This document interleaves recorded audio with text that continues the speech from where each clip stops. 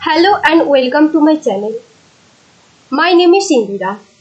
This video is on the Indian Council Act 1861, a very significant act, the Indian Council Act 1861. After the Great Revolt, that is Sepoy Mutiny, Britishers or the Crown of UK has thought necessary Indians to involve the council or administrative work.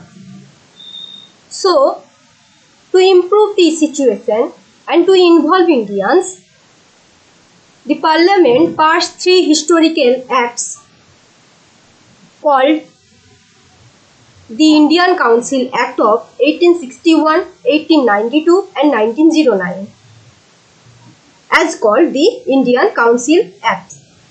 The Indian Council Act of 1861 was a landmark of all these three acts and made huge changes by this act. The act was the beginning of Indian representatives in the institution or institutional work, specifically in lawmaking process.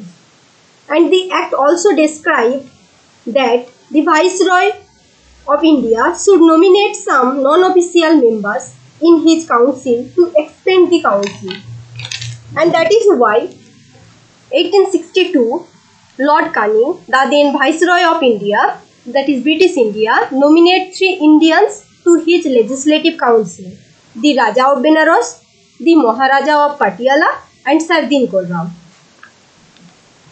And it was also expanded the power of the Viceroy to overrule the council as deemed necessary. Viceroy can issue an ordinance lasting 6 months in the Legislative Council if the Legislative Council is not in session in an emergency.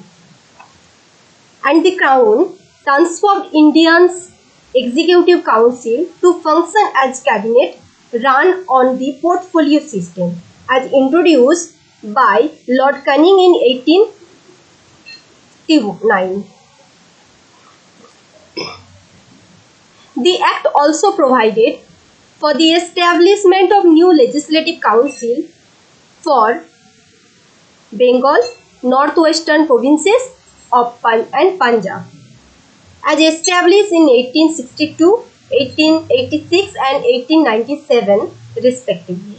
And the Act 1861 restored the legislative power of Bombay and Madras presidencies taken away by the Act 1833, that is the Charter Act 1833.